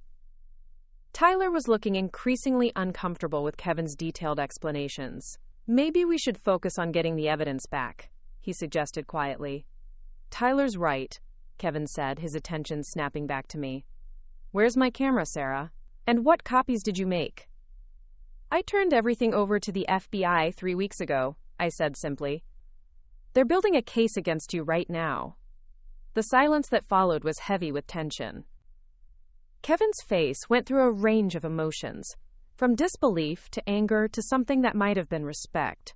You always did have more backbone than I gave you credit for, he said finally. I'm actually impressed. Most people would have tried to pretend they'd never seen anything. Most people don't have the stomach for watching someone plan mass murder, I replied. Mass murder is a bit dramatic, don't you think? We're talking about maybe a dozen carefully selected individuals over the course of several months. Kevin's tone was conversational, as if we were discussing weekend plans. It's not like we're poisoning the water supply. Tyler was now openly agitated. Kevin, stop talking. We need to figure out what to do about this situation. What's to figure out? Sarah's already played her hand. She's reported us to the FBI, which means they've probably been watching us for weeks. Kevin looked around the cabin with renewed interest. I'm curious, though, Sarah. What made you think you could hide from me in this little town? Did you really believe I wouldn't find you? I wasn't hiding from you, Kevin. I was building a life away from you. There's a difference. I stood up, no longer afraid of this man who had once controlled my emotions so easily. I found people who care about each other without expecting anything in return. People who protect the vulnerable instead of exploiting them. I found a community that embodies everything you're not. Kevin's expression darkened. How noble. And where are these protective friends of yours now? I don't see anyone rushing to your rescue. They're closer than you think, I said, and as if summoned by my words, I heard Jake's voice calling from outside. Sarah, you've got company coming up the road. Looks like federal agents. Kevin and Tyler both moved to the windows, and I saw Kevin's face change as he spotted the black SUVs approaching through the trees. Agent Nakamura had arrived sooner than expected, probably alerted by Jake's call about Kevin's presence in town. Well, this is unfortunate, Kevin said, his voice taking on a cold edge I'd never heard before. Tyler, get Marcus and start the car. We're leaving now. Not without dealing with our problem first, Tyler replied, and I saw him reach inside his jacket for what I assumed was a weapon. Nobody's dealing with anything, Jake said, stepping through the back door with Tom Rodriguez and Bill Chen behind him. All three men looked calm but determined, and I realized they'd been positioned around the cabin the entire time Kevin and I had been talking. Kevin assessed the new arrivals with the quick calculation of someone accustomed to dangerous situations. Well, the cavalry arrives. Let me guess, you're the local boyfriend who's been providing comfort to my ex-girlfriend. I'm Jake Thompson, and I'm someone who believes in protecting innocent people from predators, Jake replied evenly. Sarah's under the protection of this community, and you're not welcome here. Touching, Kevin said. But I'm afraid you're a little out of your depth here, Jake.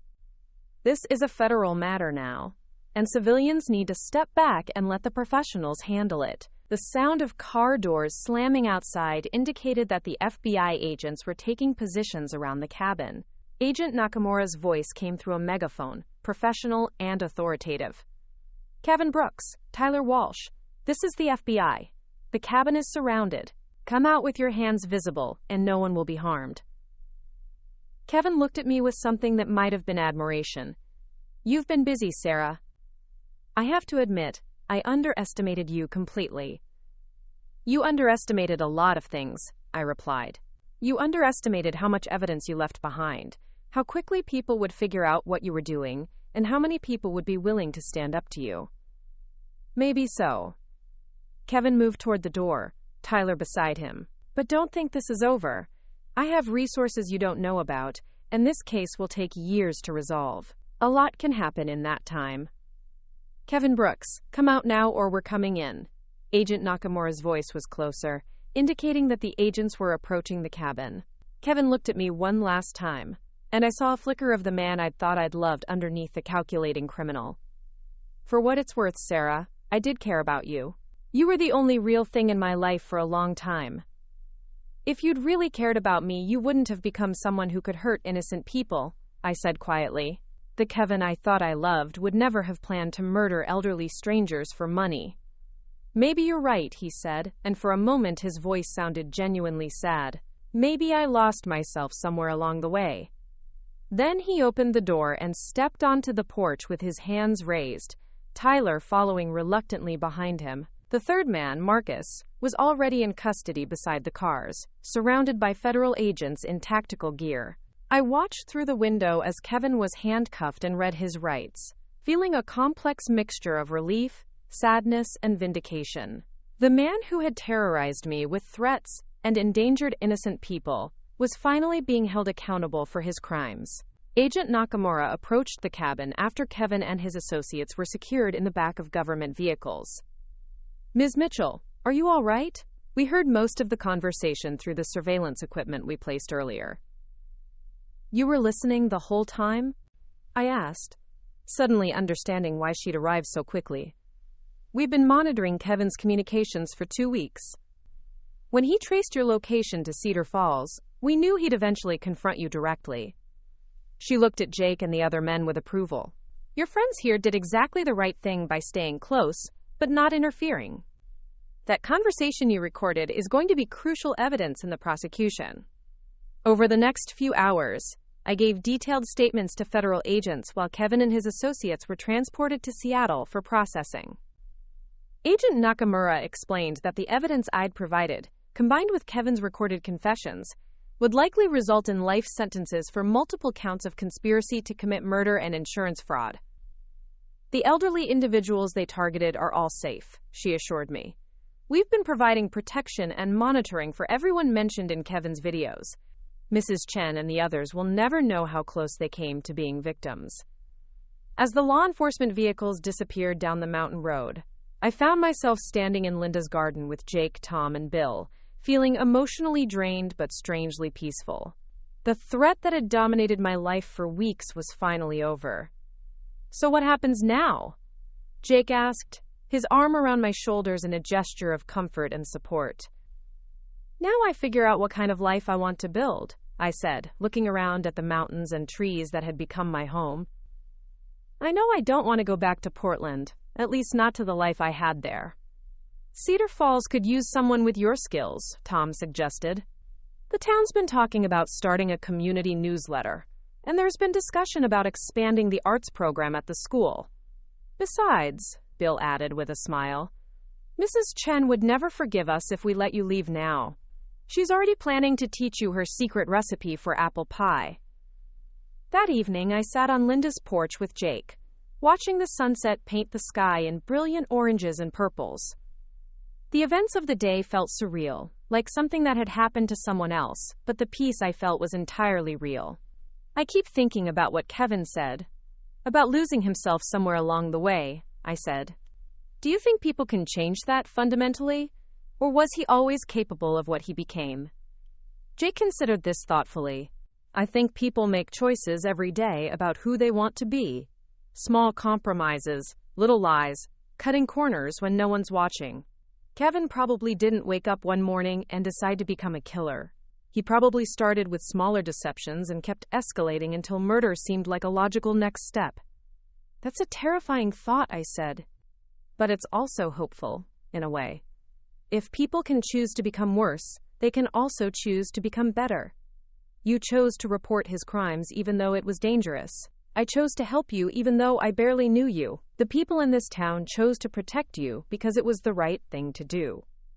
I thought about the version of myself who had lived in Portland, working long hours at a job that didn't fulfill me, accepting Kevin's manipulations because I was afraid of being alone, ignoring my own instincts about his character. That person felt like a stranger now, someone I'd outgrown through necessity and circumstance. I want to stay here, I said suddenly. Not just for a few more weeks while things settle down, but permanently. I want to make Cedar Falls my home. Jake's smile was warm and genuine. I was hoping you'd say that. This place has been better with you in it. 6 months later, I was sitting in the same spot on Linda's porch, now officially my porch since I'd inherited the property and decided to make it my permanent residence. The cabin had been transformed through months of careful renovation, with Jake's help, into a comfortable and welcoming home that honored Linda's memory while reflecting my own personality. My new life had taken shape in ways I'd never expected. I was working as a freelance graphic designer, with clients throughout the Pacific Northwest who appreciated my mountain location and unhurried approach to projects. I'd also started teaching art classes at the Cedar Falls Community Center, sharing my passion for watercolor painting with both children and adults who were discovering their own creativity. The community had embraced me completely, no longer seeing me as Linda's visiting niece but as Sarah Mitchell, permanent resident and contributing member of their small town. I played bridge with Mrs. Chen every Tuesday, helped Frank Williams with his inventory at the general store, and had become the unofficial coordinator for the town's annual arts festival. Jake and I had been dating officially for 4 months, taking things slowly but with a sense of certainty that felt entirely different from my relationship with Kevin. There were no games, no manipulation, no need to prove myself worthy of his attention. He valued my intelligence, supported my independence, and shared my commitment to building something real and lasting. Kevin's trial had concluded 3 weeks earlier, resulting in life sentences for him and Tyler Walsh on multiple counts of conspiracy to commit murder and insurance fraud. Agent Nakamura had called to let me know that their investigation had uncovered evidence of at least 23 planned murders across 5 states, with millions of dollars in fraudulent insurance claims. Your courage in reporting this saved dozens of lives, she told me. The elderly victims they targeted are all safe, and the insurance companies have implemented new safeguards to prevent similar schemes. I felt proud of my role in stopping Kevin's crimes, but I also felt grateful that the legal process was finally over. For months, I'd been living with the knowledge that I would eventually have to testify against him in court, facing him again across a courtroom and recounting the details of his planned murders. When he'd pleaded guilty to avoid the death penalty, I'd been spared that confrontation. Muffin had found a new home with one of Kevin's former co-workers, a kind woman who sent me occasional photos of the orange Persian cat lounging in sunny windows and playing with feather toys. Seeing him happy and safe with someone who truly cared about his well-being felt like a small victory. A reminder that innocent beings could be rescued from toxic situations and given the chance to thrive. My relationship with my work in Portland had ended amicably, with my former boss understanding my need for a fresh start after everything I'd been through. Emma Rodriguez had visited twice, marveling at my transformed life, and admitting that she envied my courage in walking away from a career that had been slowly draining my soul. You look happier than I've ever seen you, she said during her last visit. Not just content, but genuinely excited about your life. I don't think I ever saw that when you were with Kevin. She was right. The person I'd become in Cedar Falls was more authentic and confident than the woman who had agreed to watch her ex-boyfriend's cat for a weekend and stumbled into a criminal conspiracy. I'd learned to trust my instincts, set boundaries, and recognize the difference between genuine care and manipulative control.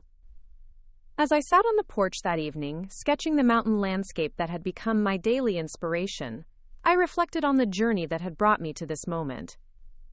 Kevin's crimes had shattered my old life completely, but they'd also forced me to examine what I really wanted and needed to feel fulfilled.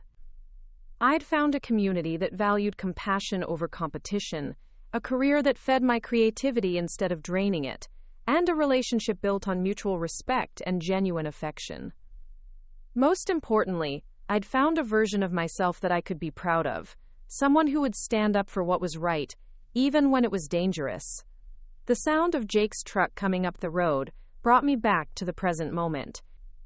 He'd been helping Tom Rodriguez with a construction project in town and was bringing dinner from the Mountain View Cafe for both of us. This simple routine, sharing meals and conversation with someone who cared about my thoughts and feelings, still felt like a luxury after months of Kevin's emotional manipulation. "How was your day?" he asked, kissing my forehead and settling beside me on the porch swing we'd installed together the previous month. "Peaceful," I said, and realized that I meant it completely. I finished the logo design for the bakery in Spokane, started a new painting of the creek, and got a call from Agent Nakamura with an update on the restitution payments to Kevin's victims. "Good news, I hope?" "Very good. The insurance companies are setting up a fund to compensate the families of people who were targeted by Kevin's network. It won't undo the trauma, but it will provide some financial security for people who were vulnerable to begin with." Jake nodded approvingly. "Justice isn't just about punishment. It's about making things right for the people who were harmed." That night, as I lay in bed listening to the familiar sounds of the creek and the wind in the trees, I thought about the woman who had driven up this mountain road nearly a year ago, terrified and alone, carrying the weight of terrible secrets. She had been broken by betrayal and manipulation, convinced that her judgment couldn't be trusted, and her safety depended on hiding from the world. I was proud of her courage in reporting Kevin's crimes, but I was even more proud of the person she'd chosen to become afterward. Instead of letting his betrayal make her cynical and closed off, she'd remained open to the kindness of strangers. Instead of letting his manipulation convince her that she couldn't trust her own instincts, she'd learned to listen to her inner voice more carefully. The path from that terrified woman to the confident person I'd become hadn't been easy, but it had been worth every difficult step. I'd learned that healing wasn't about forgetting trauma or pretending it hadn't happened. It was about integrating the experience into a stronger, wiser version of yourself. Cedar Falls had given me more than just a safe place to hide from Kevin's crimes. It had given me a community that demonstrated daily how people could choose to care for each other without expecting anything in return. It had shown me that love didn't have to involve control or manipulation, that genuine affection was patient and supportive rather than possessive and demanding. As I drifted off to sleep, I felt grateful for the strange series of circumstances that had brought me to this mountain cabin, and this community of people who had claimed me as family. Kevin's request to watch his cat had been intended as a simple favor between former lovers, but it had become the catalyst for discovering my own strength and finding the life I was meant to live. The woman who had agreed to watch Muffin for a weekend had been lost and disconnected from her own values. The woman who fell asleep that night in Linda's cabin was grounded in community, purpose, and authentic relationships. The journey between those two versions of myself had been terrifying and transformative, but it had led me exactly where I needed to be. Tomorrow would bring new challenges and opportunities, but I would face them with the confidence that came from knowing I was surrounded by people who cared about my well-being, and that I had the strength to protect what mattered most to me. Kevin Brooks had tried to use fear and manipulation to control my life, but he had inadvertently given me the greatest gift possible: the chance to discover who I really was when I stopped trying to be who others wanted me to be. The last thing I remembered before sleep was the sound of Jake's steady breathing beside me, and the whisper of wind through the pine trees that had become the soundtrack to my new life. I was home, truly home, for the first time in longer than I could remember. 2 years had passed since that gray Tuesday morning when Kevin arrived in Cedar Falls, and the anniversary found me standing in the exact spot where I'd first met Jake Thompson, outside the post office where he'd delivered mail to my grandmother's name. The irony wasn't lost on me that this place, which had represented the end of one chapter of my life, had become the beginning of something so much better. The town looked different now, though the changes were subtle ones that only someone who lived here would notice. The Mountain View Cafe had expanded, adding 4 new tables and a small stage where local musicians performed on Friday nights. Frank Williams had retired from the general store, passing the business to his daughter Maria, who had introduced organic produce and artisanal crafts from regional artists. The post office now doubled as a small gallery space, featuring rotating exhibitions of work by community members. I had played a role in many of these changes, discovering that my marketing background and artistic skills were valuable assets in a town determined to preserve its character, while adapting to a slowly growing population. Young families were moving to Cedar Falls, drawn by the same sense of community and peace that had healed me, and longtime residents were finding ways to welcome newcomers while maintaining the values that made their town special. My own transformation had continued well beyond that dramatic confrontation with Kevin. The woman who had fled Portland in terror had evolved into someone I barely recognized, though the change had been so gradual that I sometimes forgot how different I'd become until something reminded me of who I used to be. The reminder came in the form of a letter forwarded from my old address, sent by someone named Jennifer Walsh, who identified herself as Tyler's sister. I opened it with curiosity rather than the fear such correspondence would have triggered a year earlier. Dear Ms. Mitchell, the letter began in careful handwriting. I hope this letter finds you well, and that you won't mind my reaching out after everything my brother put you through. I wanted you to know that Tyler's arrest and conviction forced our entire family to confront some difficult truths about who he had become, and how we had enabled his behavior by making excuses for him over the years. Jennifer went on to explain that she had been following the case and had learned about my role in exposing the criminal network. She described her brother's childhood, painting a picture of a boy who had been kind and protective of others, before gradually becoming someone who viewed people as resources to be exploited. I don't expect you to forgive Tyler or Kevin for what they planned to do, but I wanted you to know that there are people in our family who are horrified by their actions and grateful that you had the courage to stop them. My elderly Aunt Margaret was actually on their target list, though we didn't know it at the time. You quite literally saved her life. The letter concluded with an offer that surprised me. Tyler owned a cabin in the Adirondack Mountains that's now part of the restitution payments to victims' families. I've been authorized to offer it to you as a small gesture of gratitude and apology from our family. I know it can't undo the trauma you experienced, but I hope it might serve some positive purpose in your life. I showed the letter to Jake that evening as we sat in our favorite spot on the porch, watching the sunset paint the mountains in shades of gold and crimson. We had officially moved in together 6 months earlier, combining our lives in a way that felt natural and comfortable rather than rushed or pressured. What do you think? I asked after he finished reading. Is it weird that I'm actually moved by this letter?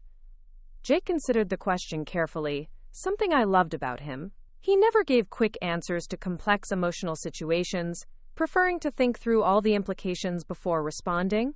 I think it shows that even terrible situations can create opportunities for healing and connection, he said finally. This woman has been carrying guilt and shame about her brother's actions, and reaching out to you is probably part of her own healing process.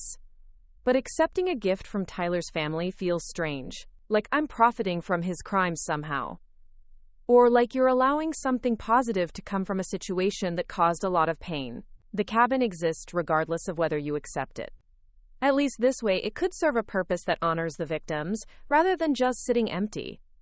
I spent the next week thinking about Jennifer's offer and what I might do with the property in New York. The idea of owning a second home seemed surreal for someone who had once lost everything she owned in a single afternoon, but I was no longer the person who had been so easily stripped of her security.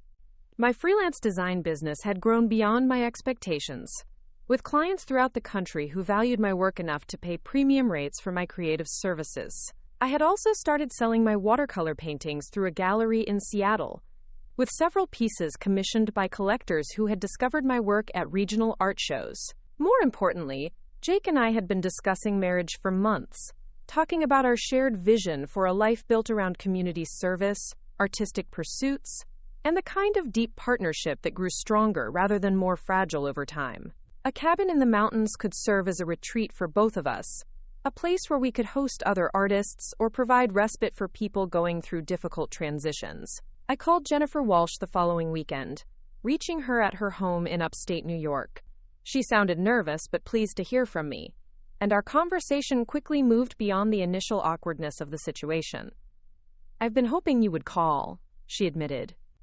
"I wasn't sure if my letter was appropriate, given everything you've been through because of Tyler's actions." "Your letter was thoughtful and brave," I told her honestly. "It takes courage to reach out to someone your family has harmed, even indirectly."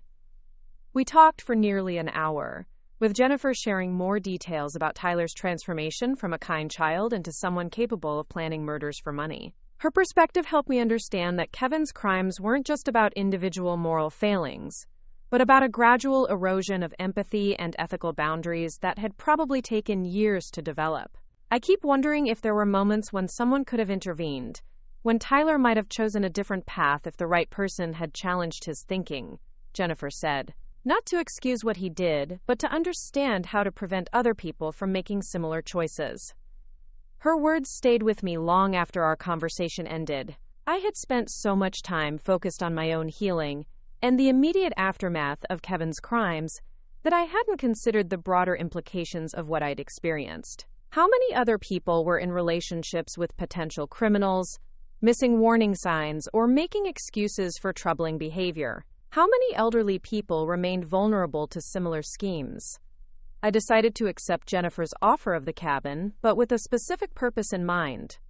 Instead of using it as a personal retreat, I wanted to transform it into a resource center for people who had experienced fraud, manipulation, or elder abuse. With Jennifer's blessing and partnership, we could create a place where victims could find support, education, and healing while working to prevent others from experiencing similar trauma. The idea energized me in a way I hadn't felt since those early days in Cedar Falls, when I was discovering my own strength and resilience. I spent weeks researching existing programs and reaching out to organizations that worked with fraud victims, building a network of potential partners and advisors. Jake was immediately supportive of the project, offering to help with renovations and suggesting that his construction background could be valuable in creating accessible, comfortable spaces for people recovering from traumatic experiences. "This feels like the next chapter of your story," he said as we pored over architectural plans for converting the cabin into a small retreat center. "You've healed from what Kevin did to you, built a new life here in Cedar Falls, and now you're ready to use that experience to help other people." Mrs. Chen, now 85 and still sharp as ever, became one of the project's most enthusiastic supporters when I told her about my plans. She had learned about her inclusion on Kevin's target list only after his arrest, and the knowledge that she had been marked for death had motivated her to become an advocate for elderly safety and fraud prevention. "Too many of us old folks are isolated and vulnerable," she said during one of our regular bridge games. "We need safe places to learn about the dangers out there and connect with people who understand what we're going through." Over the following months, the Retreat Center project became a community effort that involved people throughout Cedar Falls and beyond. Tom Rodriguez, now in his 70s but still energetic, organized a group of retired veterans to help with construction and security planning. Emma, my former coworker from Portland, used her vacation time to volunteer with marketing and outreach efforts.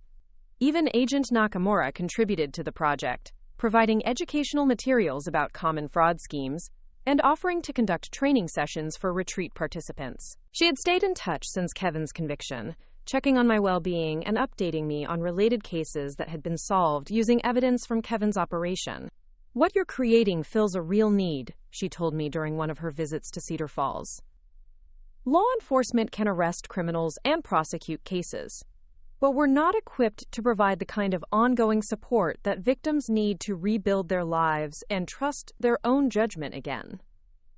The retreat center opened on a crisp October morning exactly 3 years after I had first arrived in Cedar Falls. Jennifer Walsh attended the dedication ceremony, along with representatives from several families whose elderly relatives had been targeted by Kevin's network. The gathering was small but meaningful, bringing together people who had been affected by similar crimes and were committed to preventing others from experiencing the same trauma. I stood on the deck of the renovated cabin, looking out at mountains that reminded me of my adopted home, and felt a sense of completion that had been building for months. The scared, broken woman who had fled to Cedar Falls with nothing but a suitcase and terrible secrets had become someone who could create resources for other people in similar situations. "I want to thank everyone who helped make this dream a reality," I said to the assembled group. 3 years ago, I learned that someone I trusted was planning to harm innocent people, and I had to make a choice between my own safety and the welfare of strangers. The people of Cedar Falls taught me that protecting the vulnerable isn't just the right thing to do, it's what defines us as human beings. I talked about the importance of community support for people recovering from betrayal and manipulation, and about the need for education that could help potential victims recognize warning signs before criminals could exploit them. But mostly, I talked about hope and the possibility of building something positive from even the most traumatic experiences. Jake stood beside me throughout the ceremony, his quiet presence providing the same steady support that had anchored me through every challenge of the past 3 years. We had set our wedding date for the following spring, planning a celebration that would bring together the extended community of people who had become our chosen family. "I have one more announcement," I said as the formal part of the ceremony concluded. "Jake and I are engaged, and we want all of you to know that this retreat center represents not just my healing journey, but our shared commitment to using our partnership to serve others." The applause and congratulations that followed felt like a benediction on everything we had built together. I thought about Kevin, serving his life sentence in a federal prison, and wondered if he ever reflected on the chain of events that had started with asking me to watch his cat for a weekend. His attempt to use me for a simple favor had inadvertently led to the exposure of his crimes, the salvation of dozens of innocent lives, and my own transformation into someone who could create resources for other victims. The irony was profound, but so was the justice of it all. That evening, after all the guests had departed and Jennifer had returned to her hotel in town, Jake and I sat together on the cabin's deck, sharing a bottle of wine and reflecting on the day's significance. "Do you ever wonder what would have happened if you hadn't found that camera?" he asked. "All the time," I admitted. "Kevin would probably still be killing elderly people for their insurance money. Tyler would be helping him plan murders.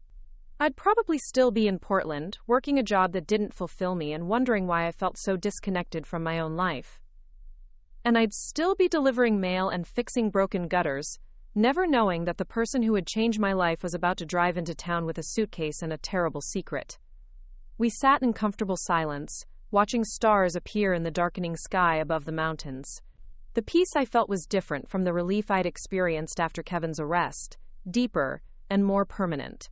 This was the peace that came from knowing I had used my pain to create something meaningful, that the worst experience of my life had ultimately led to some of the best. The retreat center would officially begin operations the following month, welcoming its first group of participants, who had been referred by law enforcement agencies and victim advocacy organizations. I would be living there part-time, splitting my time between the new facility and my home in Cedar Falls, building a life that honored both my healing journey and my commitment to helping others. Jake would join me at the retreat center whenever his construction schedule allowed, contributing his skills to ongoing renovations and his natural empathy to supporting people who were rebuilding their lives after trauma. Our relationship had been forged in the aftermath of crisis, but it had grown into something that could weather any storm and provide foundation for shared service to others.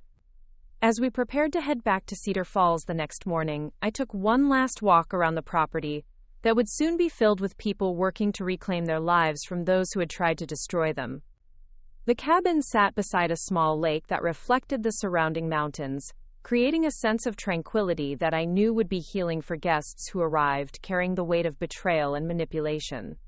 Standing at the edge of the water, I thought about the path that had led me from that terrifying weekend of discovery to this moment of purposeful creation.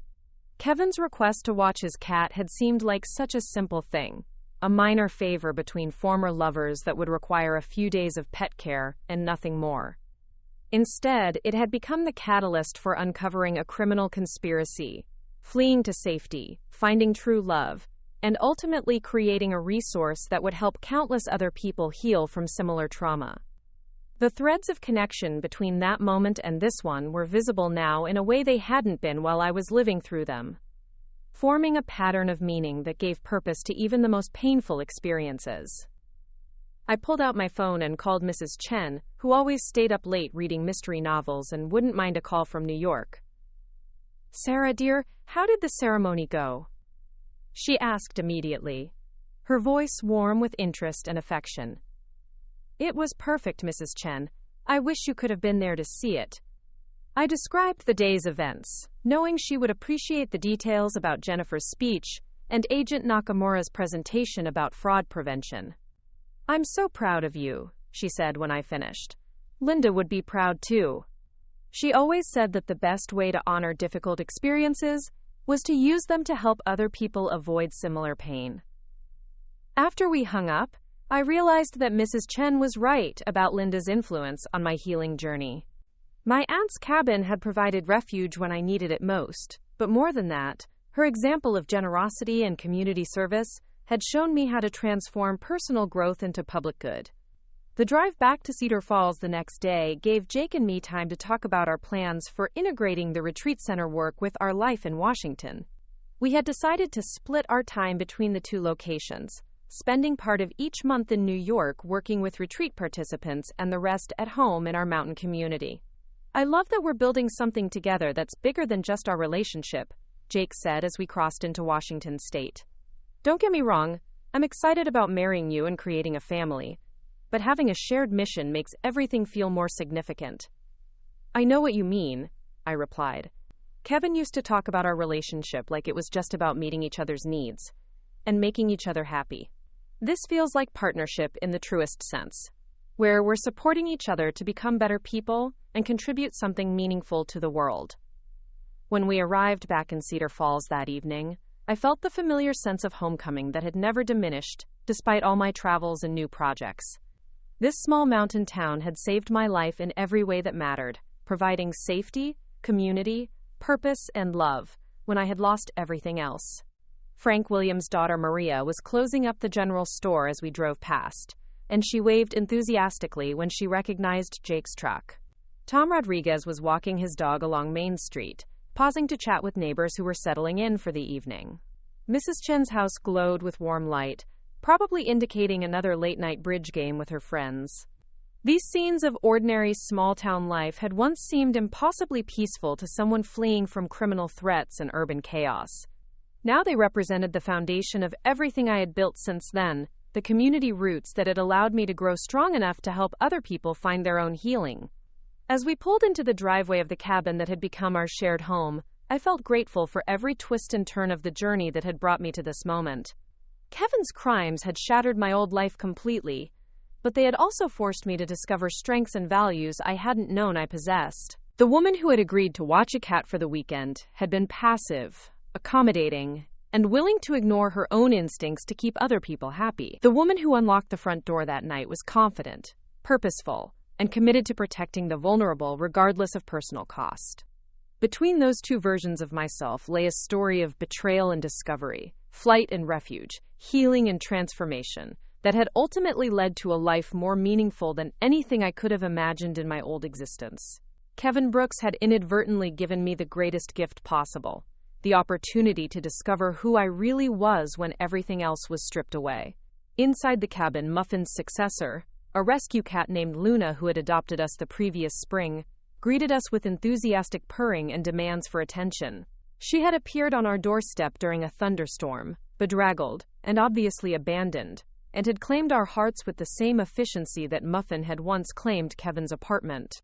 "Welcome home, Luna," I said, scratching behind her ears while she wound around my legs. "Did you miss us?" Jake laughed as Luna transferred her attention to him, clearly planning to maximize the amount of petting she could extract from both of us. "I think she's got the right idea about what's important in life. Food, shelter, affection, and people who won't abandon you when things get complicated."